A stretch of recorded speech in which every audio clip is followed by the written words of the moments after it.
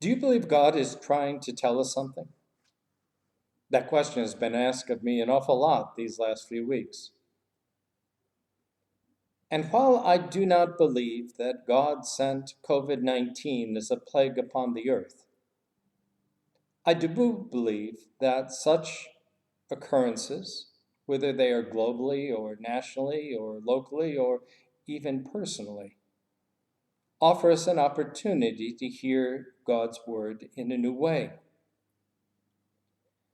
I view much of my life as a series of parables, and I've been guided over the years by Jesus' injunction that he closes many a parable out.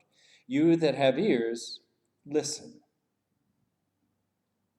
And so it is a time of great listening that we need to be about. It was interesting on Sunday morning as I heard once again the parable of the sower, the affinities between that parable and our response to COVID-19.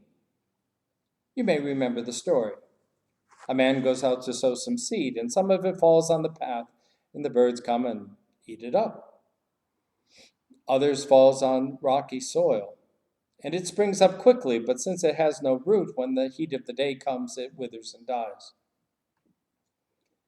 Others falls among the thorns, and when it grows up, the thorns and the cares of the day choke it out. Others falls on good soil, and it yields forth great bounty. You that have ears, listen. For some, COVID-19 is no more than seeds on a path. It's no big deal. It's a hoax. It's political manipulation. Don't look at me to wear a mask or social distance. I'll do what I want to do because this is all blown out of proportion. For others, we did quite well in red. We gathered together, banded together, worked together, supporting and caring for one another. But the isolation just got to us, beat us down. We had to get out. For others, it's been the cares of the world and our lives. It's been economics, paychecks, jobs, schools, opening churches. These have choked out any sense of resistance.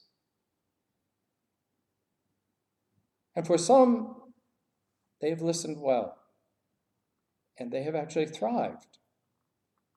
For them, this time of COVID-19 and isolation and safe practices has taught them much about themselves and about the world around them.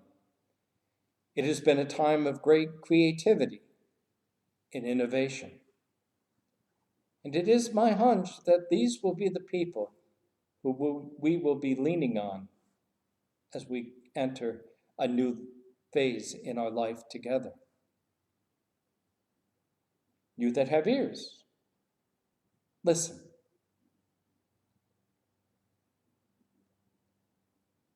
We listen best when we listen together.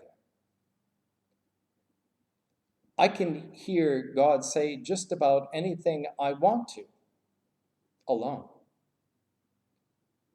But when I gather in community, I hear the varied voices. I hear what others hear. And together we have a much more accurate picture. It's very difficult for us to listen in the world we live in today. We are far more encouraged to speak and given umpteen platforms to do that on. But to listen to one another, particularly to those voices that are dissonant, is almost impossible. It is perhaps the greatest challenge that faces us in this time of crisis. How do we listen together? Last month, I lost a very dear friend in Fred McElhatton, who I believe was one of the last great politicians.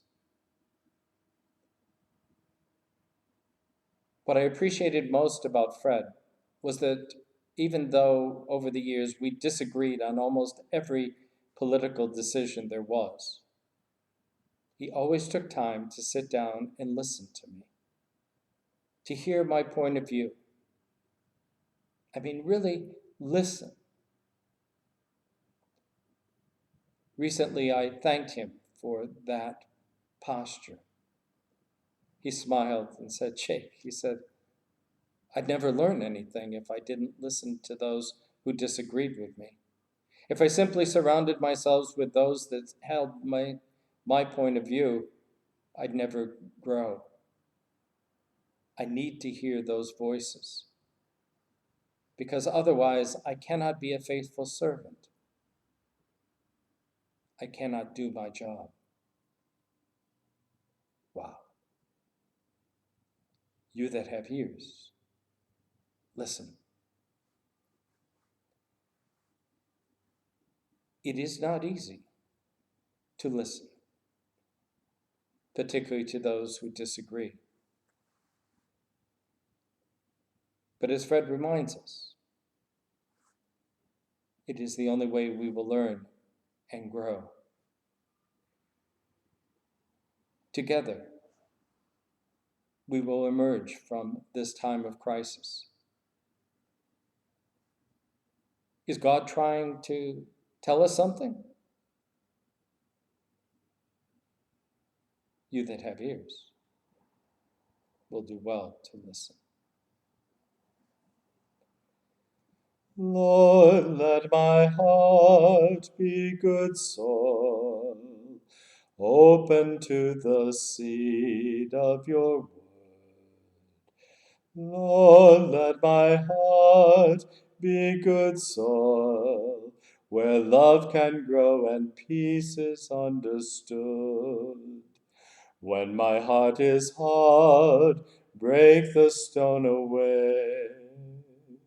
When my heart is cold, warm it with the day.